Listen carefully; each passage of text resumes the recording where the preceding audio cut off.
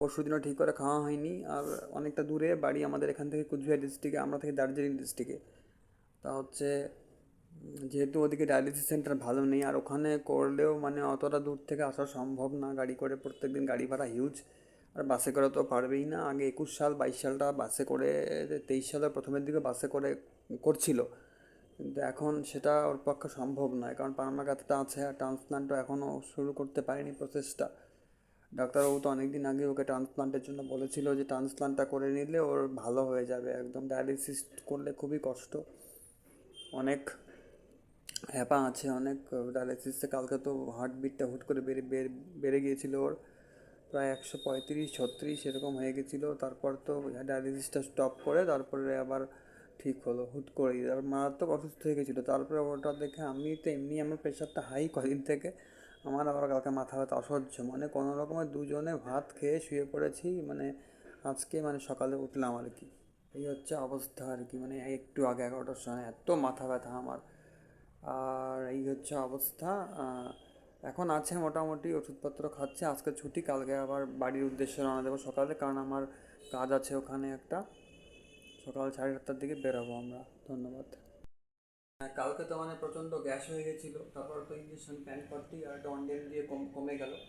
তারপর দেখি বাড়িতে এসেও দেখি আবার বাদি ব্লিডিং হচ্ছে, কোথার থেকে খোঁচা লাগলো বা কী হলো বোঝা গেল না, অনবরত ব্লিডিং। তারপর রাত্রেই ব্লিডিং করে শুয়ে পড়লো। এদিকে আমার শরীরে ভালো না, কালকে আমি ডাক্তার দেখাতে পারিনি। আমি নন ডায়ালিসিস ডেট দিন আমি ডাক্তারটা দেখাবো আর কি, কারণ হচ্ছে আমারও কিছু প্রবলেম হচ্ছে।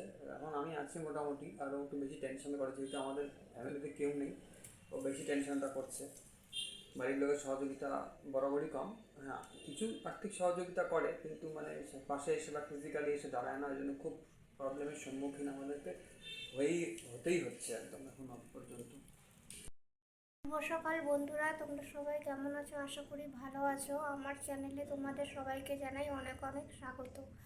আজকে রবিবার, কালকে আমার ভাত বসালো, ডিম সিদ্ধ করে নিয়েছি, এখন ডিম খাবো। একটা আমার, একটা তোমাদের দাদার, দুজনেই কুসুম ছাড়া ডিম খাবো। আমাদের তো কুসুম খাওয়া যায় না, আমি তো কুসুম খাই না। আর তোমার দাদারও হাই প্রেশার, তাই কুসুম ছাড়া ডিম খাবো এখন। কটা কটা বাসন ছিল ওই মেজে দিল। আজকে আমি কিছুই করতে পারছি না, তাও আমি কিছু করলাম, সবজিটা কাটলাম। জামা কাপড় এই যে উঠাচ্ছে, আজকে তো আমি শরীর খারাপ আমার, আমি কিছু করতে পারছি না, এগুলো সব উঠিয়ে আনছে এখনো এগুলো পরিষ্কার করা হয়নি। আজকে দেরি হবে, শরীরটাও ভালো নেই তো, এগুলো এখন সব পরিষ্কার করব। আজকে শরীরটা ভালো না, সেই কারণে বেশি কিছু করতে পারলাম না। এই শুধু মাছটা ভাজলো আর আমি এই তরকারিটা করলাম, গাজর মানে সব কিছু দিয়ে। আর এই যে ভাত। শরীর আজকে ভালো নেই, দাদা তো বললোই, কালকের থেকেই শরীরটা প্রচণ্ড খারাপ। কোনো মতে একটু তরকারি করলাম আর একটু মাছটা ভাজলাম, এসেই আবার শুয়ে পড়েছি। আজকে না বেশি কথা বলতে পারবো না, আজকের মতো ভিডিও এটুকুই। ভালো লাগলে অবশ্যই লাইক করো, কমেন্ট করো। আর যারা এখনও পর্যন্ত আমার চ্যানেলটিকে সাবস্ক্রাইব করোনি, প্লিজ আমার চ্যানেলটিকে সাবস্ক্রাইব করে আমার পাশে থেকো।